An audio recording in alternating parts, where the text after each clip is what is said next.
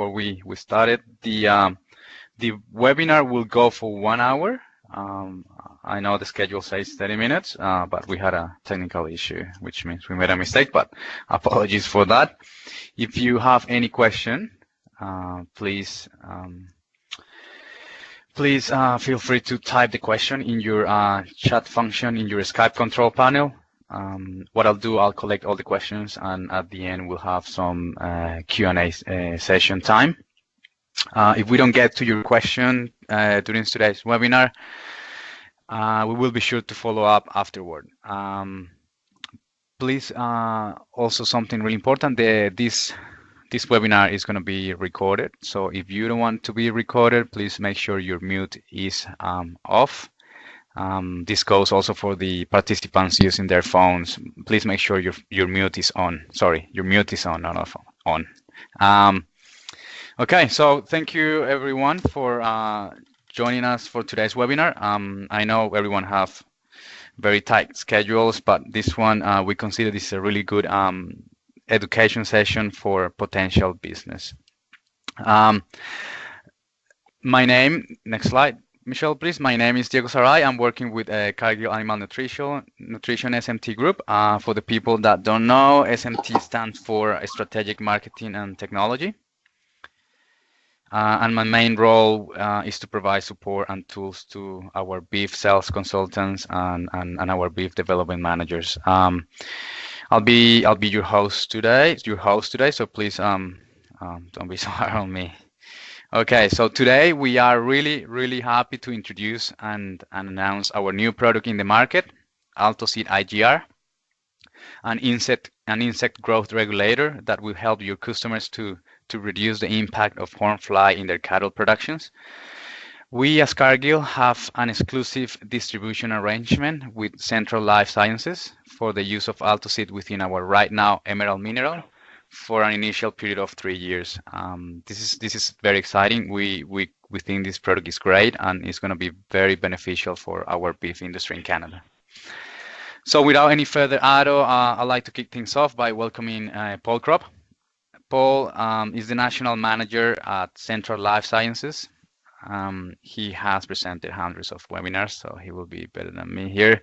And today he's going to share how the AltoSeed IGR will help your customers to control those nasty horn flies. So, Paul, over to you. All right, thank you, Diego, and good morning to everybody. I think this is a great opportunity. We're super excited to be working with Cargill and getting this product AltoSeed to Canada. It's been used very extensively in the United States with great success. And so we're going to walk through this and kind of give you a little bit of fly education and then kind of explain how the product works. And if you have any questions, feel free, as Diego said, to type a message and put them in the comment section.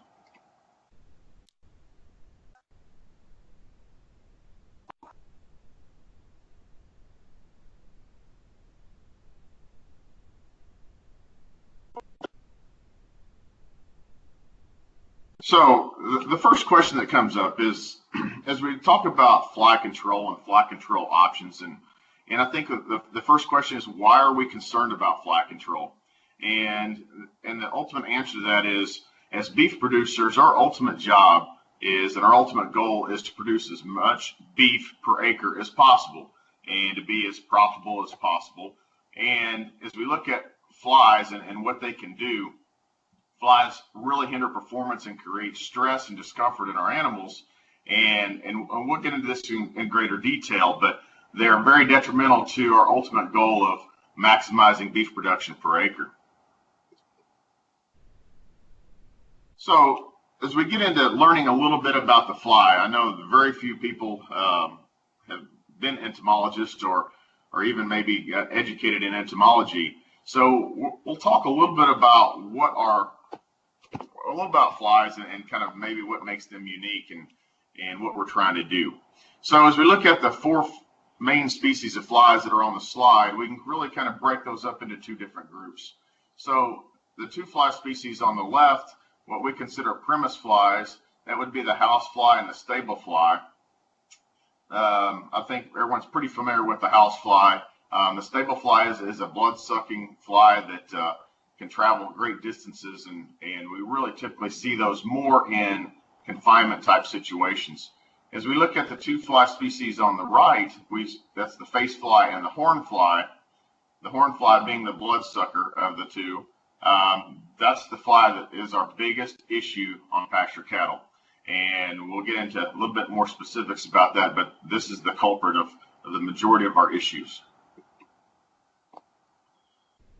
So to learn a little bit about the fly life cycle, it's really important to understand this life cycle because it really determines what approach we need to use to control horn fly infestation, and also gives us some ability to set up our timing of when we want to treat these species, and really kind of defines our program. So as we look at that horn fly, they're typically going to live 2 to 4 weeks, depending on the conditions, and I would say I'd err that to closer to 4. That female fly, she's going to leave that host for just a few seconds, and she's going to drop down and lay her eggs in fresh manure, typically less than 5 minutes old. And one female fly can lay upwards to 200 eggs in her lifetime. That doesn't sound like a lot, but as we consider some fly infestation scenarios, we can see upwards to 1,000, 2,000 flies per animal, and that becomes very significant. So in that life cycle, to understand it a little bit more, in 1 to 2 days, those eggs are going to hatch into larvae. 3 to 5 days later, we're going to see that molting process. And then pupation normally takes 6 to 8 days, and then they become fully mature. Once those flies become fully mature, then they're going to be coming back to that host and drawing blood and causing issues. So the ultimate goal of Altacid is we're going to stop that life cycle. There's a lot of different fly control measures on the market today, from sprays, tags, a number of different options that we have. The one thing that's unique about Altacid, which we consider a feed-through fly control, is that we're going to stop that life cycle. Comparative, we're going to, instead of killing adults on contact like sprays would. So a little bit more about them is it's really important to know where they breed. And as you look at this graphic here, all 4 species of flies are manure breeders in some form or fashion. Now, if you remember the slide back a few slides ago, as we talked about the stable fly and the house fly being pretty much a confinement fly, we also see that they are compost breeders, so they typically like to lay eggs in organic matter. And so as we're trying to have a positive impact on controlling them, sometimes it's best we get into some manure management techniques and things to remove that organic matter and eliminate that possibility of it being a habitat. So as you look at the last area of interest is being flying strength. The horn fly is a terrible flyer. They are very host specific, and typically that fly will stay with that particular animal and that particular herd its entire life, comparatively to the stable fly and the house fly that can fly upwards to 2 miles away. So once a stable fly becomes born, it is going to fly till it finds a blood meal, and so there's some different characteristics. But looking at our pasture cattle and looking at Altacid, we're going to focus in on that horn fly. So that horn fly, they're very small and kind of black in color. They appear black in color, and so they're going to feed on. They're a blood feeder, and so they have a piercing mouth parts, and they're going to take upwards to 40 blood meals a day. And every time that blood meal is drawn, that is creating stress in that animal. And so as we talk about our cows being technically our factories, we want them running as efficiently as possible, as comfortable as possible, converting that forage into meat or milk. And that's going to be more profitable for us. And so these horn flies creating that stress is going to be a hindrance on that. So we typically find them congregating on the backs of cattle. And now as the day warms up, we get closer to high noon, for example, we're going to see some of those flies might drift down into the flanks area, and even sometimes the bellies of the animals, looking for some relief from the heat as well. So when we're going to go out and evaluate our cow herd and try to get an adequate fly count, it's best to go mid-morning or maybe right before dark in the evening, and that's our best opportunity or best timing to see our congregation of flies up on the backs of our cows. Like I mentioned before, that female horn fly, she's only going to leave that host for just a few seconds to lay her eggs in fresh manure, and she will be back on the animal drawing blood meals. And in North America alone, our horn flies pretty much are the worst pest in terms of economic issues that we have. BRD is a big issue, reaching upwards to $1 billion a year. Same thing can be said for the horn flies, and most of that is just through economic loss, diminished weight gains, and we'll get into that a little bit deeper. But it's the research just continues to show horn flies are detrimental to our profitability.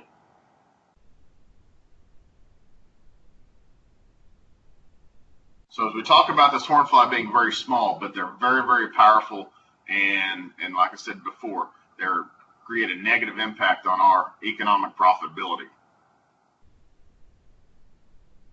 So as those cows are trying to find comfort, they're trying to get some relief, they're utilizing valuable energy trying to get comfortable.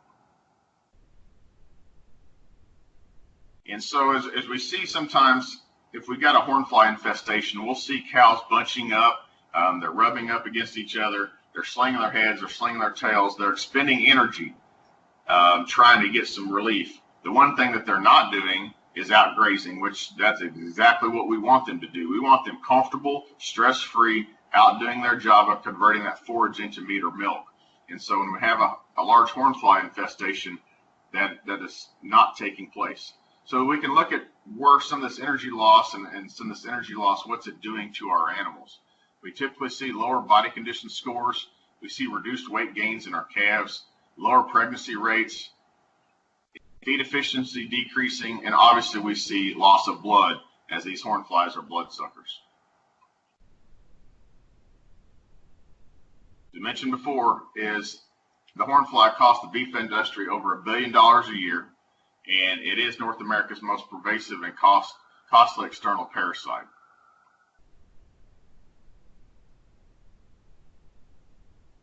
So as you're looking at that overall economic impact of horn flies, these losses can be attributed to a number of different areas like we mentioned before. So from reduced weight gains, decreased feed efficiency, milk yields can be negatively affected. We see these horn fly infestations also impact pregnancy rates. And ultimately, as we look at body condition scores, if our animals are not out eating, they're not doing their job, they're not comfortable, then we're typically going to see overall health decrease as well. So this stress, it has a major impact on our cows.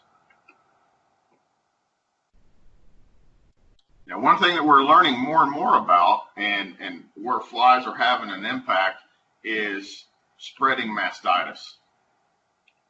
So as we look at blind quarters, this is something that we're learning more and more about. As heifers develop, we see estrogen and progesterone levels increase. As this estrogen level increases, so does horn fly irritation. And, as the cattle are staying in heat, are especially vulnerable. As we look at these horn flies, they will attack the blood vessels in the skin of the teat. We see some irritation, and bacteria that causes mastitis can incubate as we look at where these scabs develop. So, and we typically, as we look at these horn flies, and can move this from animal to animal within the herd. So as those horn flies move around the teat, feed from cow to cow, we see that bacteria travel. And that spread of bacteria, it'll move upwards in through that quarter, and that's what we see destroying that milk producing tissue and creating that blind quarter. So as blind quarters increase, we're going to have a reduction in milk production. And so there's a lot of data that's supporting this, and we're learning more and more every day. So it's a big impact. As we mentioned before, these horn flies are not very strong flyers. They are host specific. So as you look at this slide, we see that actually you can't tell the animal in the forefront. There's a fence line right behind her. And then there's two animals on the other side. And as you can see, we have very good fly control on our first animal, and then terrible fly control on the two in the background. And so unless we see a lot of congregation on fence lines, for the most part, feel very comfortable that regardless of what my neighbor might do with their cows, whatever you do in your herd related to horn flies will be, you can take care of your own herd and not worry about it jumping from herd to herd. Okay, so that is one thing that's very unique about the horn fly. As we talked about that $1 billion cost in North America, let's break that down. What's really important is to the producer. And we feel like a good number to utilize is about $40 estimated production loss per cow. And where that $40 comes from a number of different areas, and it can be more than one. We can have decreased weaning weights, that lower body condition score that are going to have a negative impact on cycling and becoming pregnant. So we see mastitis, lower milk quality, all these different things can kind of contribute, and that's really coming from reduced grazing and increased stress, creating that $40 per head. So as we look at Alticid costing approximately 4 to 5 cents per head per day, comparative to a $40 annual loss, the return on investment is very much in our favor. So as we mentioned before, stress is a major issue with horn fly infestation. And as we look at, one thing to keep in mind, we'll never be fly free, but there is an economic threshold that we can, as long as we stay under 200 flies per animal, we'll typically not have a negative impact on production. It's when we get over that 200 fly threshold is when we start seeing negative effects. So if we look at this research here on the slide, this is looking at various different parameters, and I kind of want to show you where stress really becomes an issue. As we look at the number of horn flies per animal here, we have three different columns from 0 to 100 to 500. As you can see, that heart rate increases dramatically. We see water intake jump. Urine output also increases tremendously. So as you look at all these different scenarios, that is a result of stress. That is showing that as that horn fly population per animal increases, that stress also increases. And so as we're stressing that factory, I promise we're not getting the efficiency out of that cow that we would like to have and what genetically potentially might be. So it's creating economic loss. The one great thing about Alticid feed-through fly control is it is very user-friendly. And so it's going to be formulated into the mineral by Cargill. The Right Now Emerald product is a tremendous product, and Doug will talk about it in a little bit later in greater detail. But the best thing about this is you don't have to do anything that you don't already doing. We're putting mineral out. The fly control is going to be in there. And so as you look at this graphic, as long as we have it available to the animal and the animal's consuming our targeted 3 to 4 ounces per head per day, we're going to see fly control take place and maintain under that 200 fly threshold. You can kind of see the two, the gray and the blue lines below are treated animals versus the untreated in red, where we see those spikes over our economic threshold. So those animals in red are definitely negatively affected by that horn fly infestation.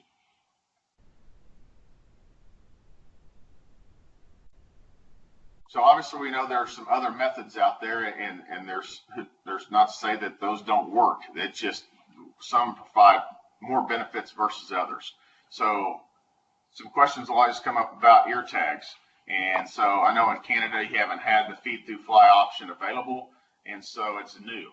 And so this is kind of want to put this up here that comparing Alticid to the ear tags, you know, the cost is relatively the same. In some ways, possibly the ear tag is a little bit more.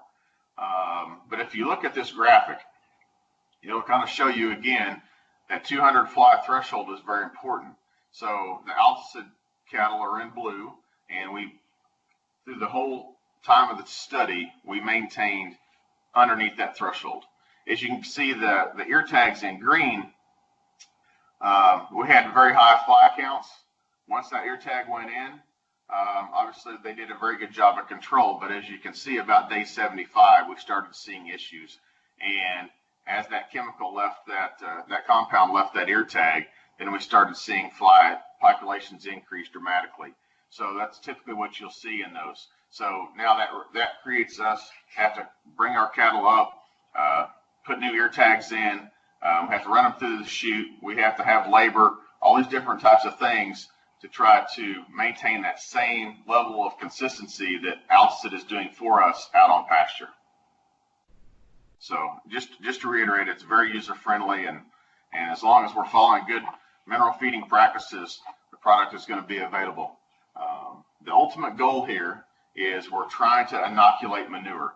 By treating that manure, we're going to use that cow as a mechanism of transport to get the Alticid into the manure, where that fly is going to lay her eggs and create that contact. Once that contact is made, we're going to stop that life cycle. And so we'll get into that in a little bit more detail in a few slides.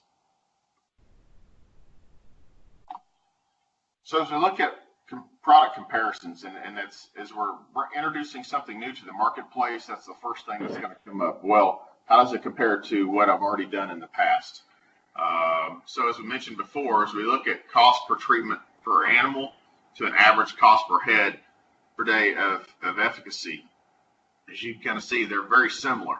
But the duration or the average days of efficacy vary greatly. So the feed through fly control, Alticid, works year round, or as long as you want to feed it, in controlling hornfly infestation. Sprays, depending on what time of year or what our fly load is, can vary greatly from a few days to a few weeks. In the height of June or July, that spray is not going to last very long. The one thing to keep in mind is we're trying to utilize good chemistry. We suggest using a feed through fly control like Alticid as our base of our program.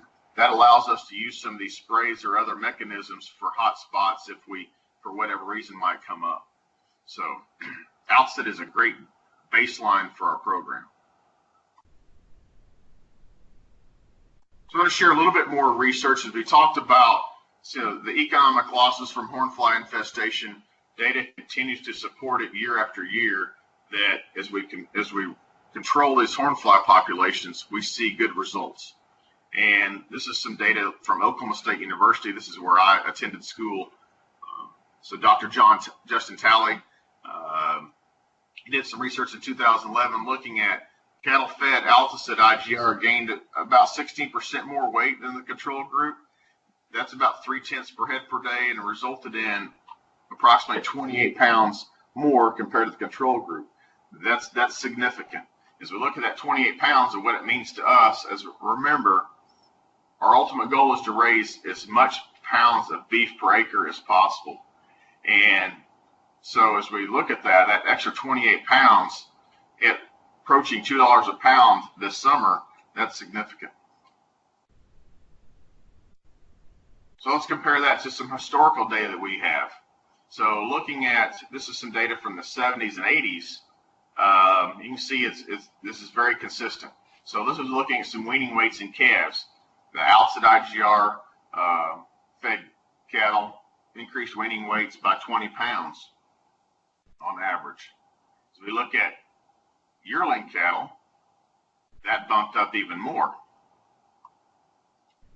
to over 33 pounds. So as we can see, by controlling that hornfly infestation, we can have a positive impact on weight gains and allow our animals to reach their full genetic potential.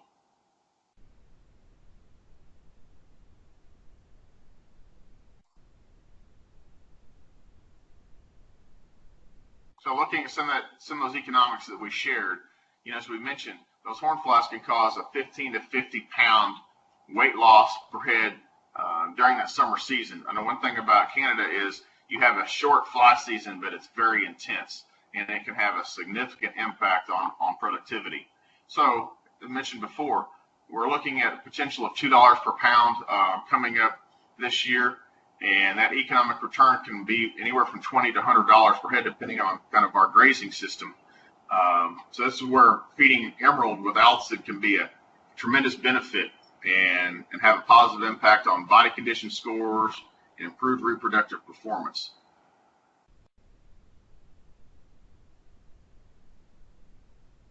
So our fly control is really built on science, and that's one thing about Central Life Sciences. We have a number of these different products, and so we have sprays, we have a number of different things, but our focus as we talk about our base of our program is really the feed-through products like Altacid.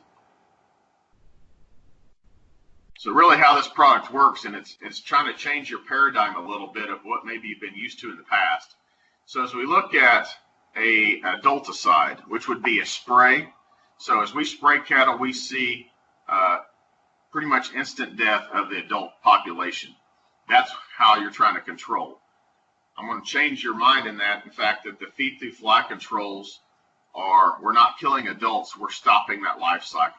So as you can see in this graphic, where you're going to utilize that animal to just be a control mechanism, getting that Altacid into that manure. We could do it by hand, which would be very inefficient, obviously. Cal does a tremendous job supplying this compound in the manure on a daily basis, and that's the site of where those flies are going to lay her eggs.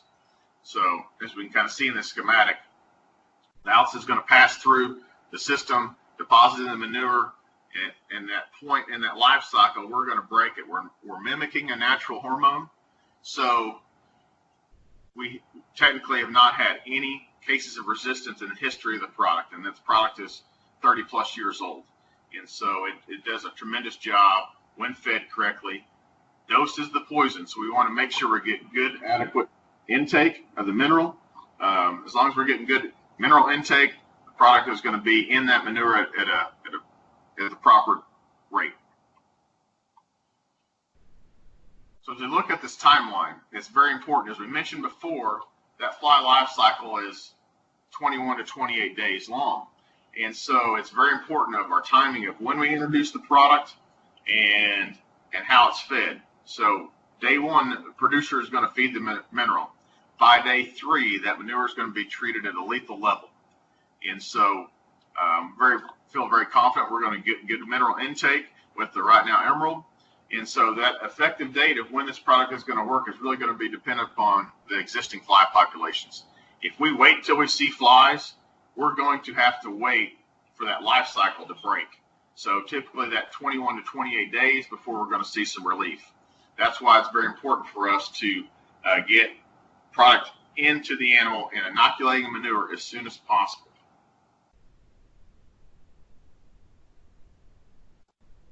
So as a reminder how this is so different compared to what you may have been used to in the past, we're going to interrupt that fly life cycle.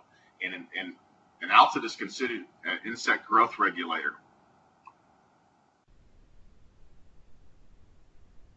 The chemistry is very environmentally friendly.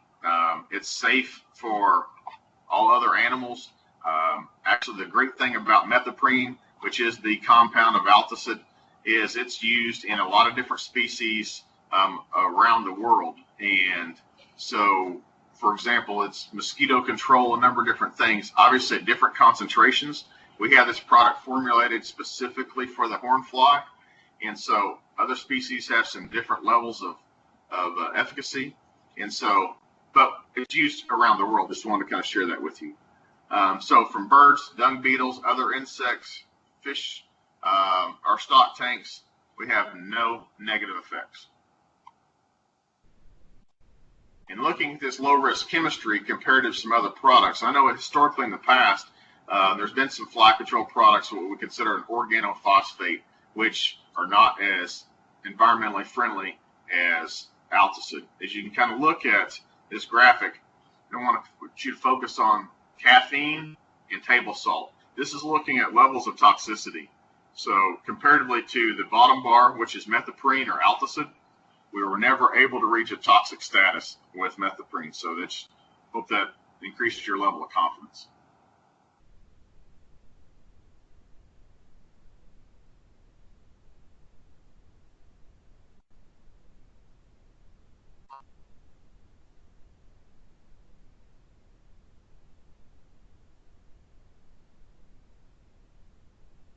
show. It just seemed like we have a lag that's not advancing slides.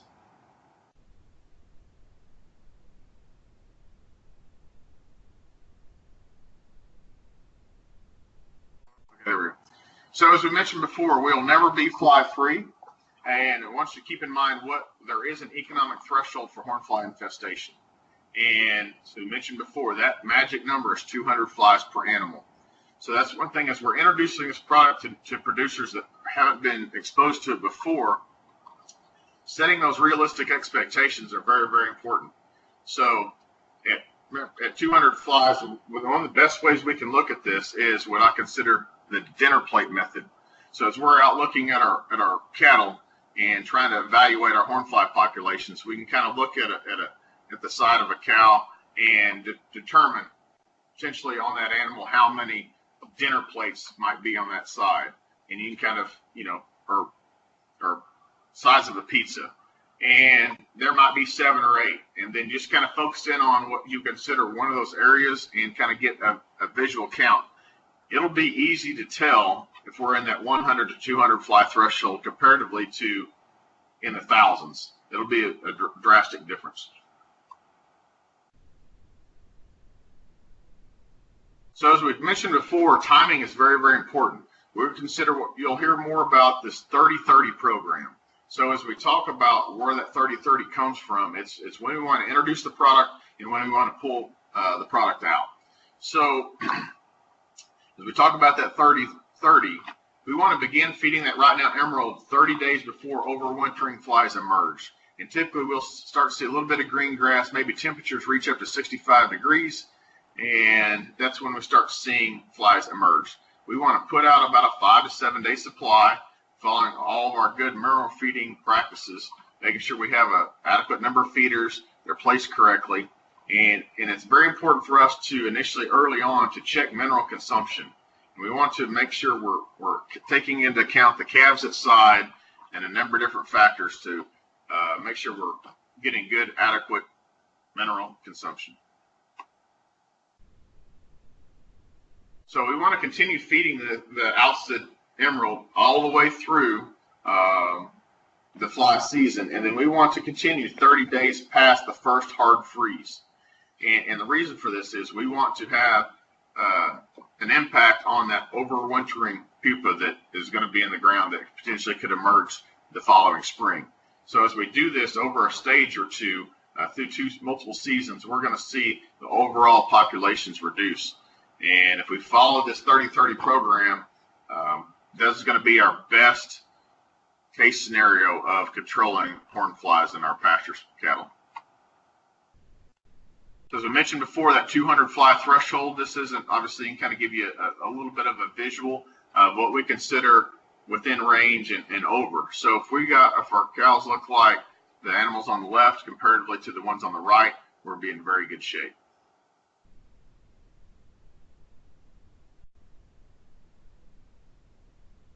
So that's all that I have about Alcid. If you got any questions, feel free to type them up or we'll address them a little bit later. But thank you very much. I think you'll have great success with this product and look forward to working with you in the future. Thank you very much, Paul. Really, it's amazing, to see that it has, a huge impact in weight gains for the cattle. But we're really confident that with Altoseed we will be able to reduce that impact. Just as a reminder, please type your questions. If you have any questions, just type it in the chat box, and we will be able to get to them at the end. Okay, so moving forward, our next presenter is Doug Allison. Doug is our senior beef consultant for the regions of Manitoba and Saskatchewan. He has been with Cargill more than 15 years, so he has lots of experience with cow-calf producers, backgrounders, and feedlots.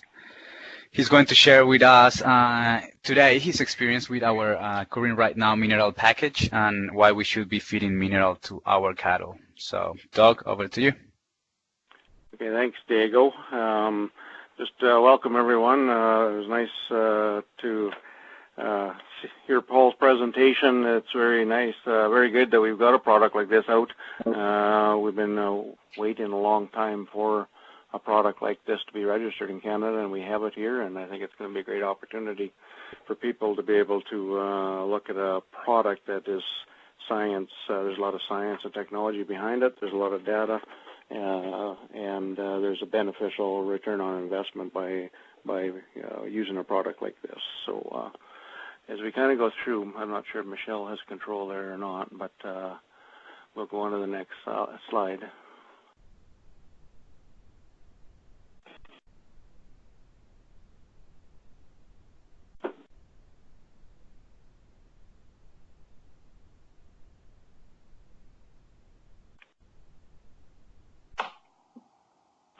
Yeah, so as far as, they did a survey down in Montana State University, Dr. John Patterson, of 10 large ranches down there of where to spend money and where to save money.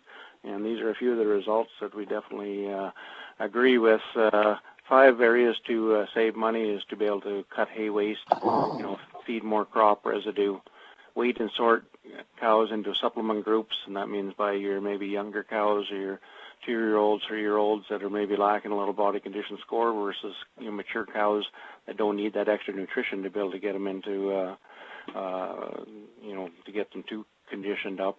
Definitely body, condition scoring and sorting cattle, and then supplement wisely those groups that need the different type of nutrition. 5 areas to spend money. These ranches kind of said that mineral supplementation, health, and nutrition go together along with reproduction. Forage analysis and water analysis, identifying what you are feeding, what kind of stockpiled forages or crops that you're feeding for your confinement feeding or winter feeding, identifying what they are so you can balance a proper ration for them. And also testing water, because we know out here that definitely there's water issues that tie up some nutrient absorption through mineral programs. Pregnancy testing definitely is one of the most important. Cows get to go for a free ride. If our nutrition is where we need to be, and all the animals have the same opportunity to stay pregnant and get pregnant, everything that's open, maybe it's time to get them out of the system. And there's no use feeding an open animal for the winter. Utilizing implants and ionophores in programs where there's beneficial opportunity for increased gains and or efficiencies. And then herd biosecurity is one place they want to spend, is a good place to spend money with vaccination programs, making sure that your cow herd is vaccinated and along with the calves in the weaning and the fall time. So why is mineral important? As you can see kind of around the clock here that we have, mineral plays an important role in all aspects of the cycle, whether it's through fertility, appetite, through the nervous system, fetal development when the cow's developing that calf, disease resistant, hair coat, skin and hoof health, milk production, muscle development, and bone development. So as far as program that, a mineral program, cattle can be out grazing, the cattle can be on, stockpiled forages or hay in the wintertime, but the nutrient levels of those products they're consuming, there's still some gaps in there as far as balance in their nutritional needs, and that's why a mineral program is very important to any operation. Whether it's a macro mineral or a micro mineral, there's certain times of the year that there's gaps, and that's what the mineral program does, is it balances those programs. So, cutting nutritional dollars without careful consideration to the implications on production can be financially devastating. And this is Dr. Ron Gill's quote from Texas A&M, and part of the message here is that yes, maybe things get a little tougher at times as far as cattle markets getting down, feed prices going up, but mineral supplementation is likely one of the first ones that somebody, if they're going to cut one out, that's the one that's easy to cut out, but that one is likely to get the most financial devastating returns as far as open animals, cattle getting late in production cycles and everything else. So we've come a long way since 1870 to 2016. A lot has changed in the beef production over the past decade and a half. We've seen cows go from 800 pounds to 1,400 pounds. And today, we have producers weaning calves, up to 800 pounds. Just shows you quite a difference over the years of where we are. Forages have not changed a lot. We're definitely improving them, but there are still gaps in the areas of forages, and there are fewer nitrogens in the forages when you have different varieties and seasons of forage when you harvest them. So what do your cows need to survive? Definitely water, forage, vitamin, minerals, and protein and energy. This is the main requirements for any animal. Water, likely the most important component of all nutritional needs, is a water source, and a good water source. It's the main component for all body tissues, means to transport the nutrients, helps regulate the body temperature, and we know if water is reduced, or feed intake will be reduced, and if poor water quality is poor, definitely the water intake is reduced also. What about forage? Well, it's number one asset. Profitability for every cow herd is affected by how efficiently forage is utilized. And this comes down to, the type of cattle that are out there, and, what they're eating, and the quality of forages and or availability of forages, is the main return to be able to produce pounds. Changing of forages over from season to season, moisture levels will change the nutrient levels in these, soil conditions, fertilization, and type of forages. We know there's a difference in nutrient values as we go through the seasons. Okay, Michelle. So we know our cows, when you put them to grass, it's not at the end of the, it's maybe a little bit of end of work for us, but our cows are working all the time, 365 days a year. We know that through that cycle, there's different stages of production, nutrient requirements through those stages. Pre-calving, 60 days requires increased nutrition. Postpartum, 82 days after calving, greatest nutritional needs. Those are definitely the most important to be able to build up immunity, keep body condition, get that cow ready to calve, quick tissue repair to be able to start cycling and get bred and get bred back quick, and then just through the grazing stages of the summer after she's bred. Productivity improvement. Over the years we've seen genetic types, with crossbreeding and breed types, health management, nutrition, forage, and these are the reasons why we're trying to maximize pounds of beef, and through that, we're trying to make sure that what they're eating is nutritionally good, so they're weaning bigger calves, or you're staying pregnant. These females, body condition score as well, and we're getting paid for it. So why the Right Now Mineral Program? This is a program Cargill's had for a number of years. It's very easy to understand. It's weatherized. It's regionally focused. It's an all-season program, and it's color-coded to be able to easily identify which program you should be feeding at what time of year. Right Now Emerald, that's the program that we use typically in the summertime. It's in our green, lush growing season, balanced to prevent deficiencies in green forage. This is our most economic mineral diversity, and it's very palatable. It's a program that numerous customers have been using for years, and that's what they like about it, is that, the cattle will eat it, and with the weatherization factor, they're not wasting any mineral that way. And Right Now Emerald, this is the product we're going to have our Altosid program in. It's safe, environmentally sound method, hornfly control for beef cattle on pasture. IGR, insect growth regulator, controls horn flies by passing through the cow. We heard the presentation that Paul just gave on it, and I think with this product and this program, Emerald program, we're going to see great opportunity for an return on investment is the main thing of these programs. I think we're going to start seeing some economic opportunities at heavier wean calves. Body condition score better in cows, reproductive, performance better, shorter calving intervals.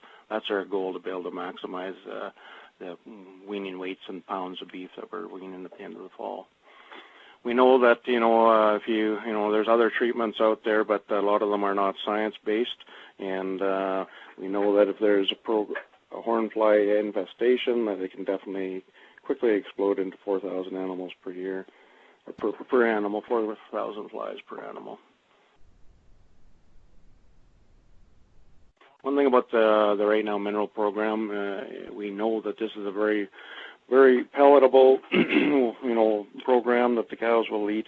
We understand that, that you can have the best, you think you have the best mineral program in the world out there, but if the cows don't eat it, it doesn't matter what's on the tag. We know that this program is definitely one that the cattle will consume. And when we look at the economic opportunity, when we are going to be marketing our AltaSid mineral winter emerald program, through the calves to the stocker cattle to the body condition scores, we're looking at return on investments anywhere from 6 to 10 to 1. So it's nice to be able to get a return like that on something you invest in the science behind it. So that's all I have for now, Diego. I'll let you take over the meeting here now. Thank you, Doug, and thank you, Paul. Really, really well presented. You guys are really good on this. Doug, very interesting to see that feeding mineral is the way to go. So what is next? In terms of marketing, we're spreading the word out there. So you're gonna see in newspapers, in magazine, our Right Now emerald marketing with AltaSid. Something really important that the presentations of this product will be available in bags and totes. In terms of marketing material, brochures, posters, and sales sheets will be distributed to our dealers within the next couple of weeks. As mentioned at the beginning, these sessions, we're recording these sessions, so we're gonna try to choose the best one, and then we're gonna distribute it as well. And the main thing, we're here to help. So please speak to your local consultant about additional training for staff and producing meetings. And if we can help, we'll be there. Okay, so I think now we have some time for questions and answers. I've been receiving some questions during text messages. So Paul, I got a couple of questions for you.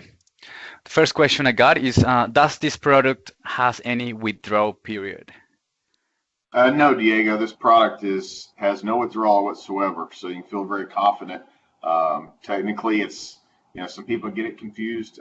It is not a drug. This is technically a pesticide, and so, but ultimately, there's no withdrawal. Okay. The next question is about dairy production. So can we feed to dairy heifers on pasture? Yes, most definitely. Like I said, the product can be fed, not a problem. There's no issues whatsoever. It's very, very user friendly. Okay. Now we got a question about horses. Can it be fed to horses? We do not have clearance for AltaSid with horses in Canada or the United States. And so the answer to that is technically no. Okay. Calves eating the product, is that a problem? No, not at all. And we'll typically see that, especially when the calves get a little bit bigger. We start getting into that range, you'll see calves start consuming mineral, and with AltaSid in there, obviously their manure is going to be treated as well. So ultimately, there's not a problem whatsoever in terms of calf weights or minimum weights or anything like that. So no, that's good. Okay, I think this one is really good. The shelf life for this product is 6 months. So what happens if a producer end up with more after the season? Can he still use the product? Yes, the AltaSid component is incredibly stable in the product, so you can use it. The one thing that I would probably suggest if you get into that scenario is if you have a tremendous amount left over at the end of the season, is to hold on to it, but then before feeding it in the next spring, let's have it tested. That's one of the benefits that we do. If you send a sample in we can have it tested for you and let you know where it stands. Okay, excellent. That's all the questions I got so far. Remember, if you think about another question, you can always send it to us, and we'll get to it.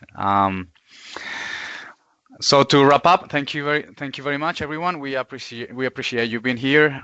We are also currently working on our strategy for other products and projects. So stay tuned. Thanks again for joining us today, and we will see you next time. Thank you.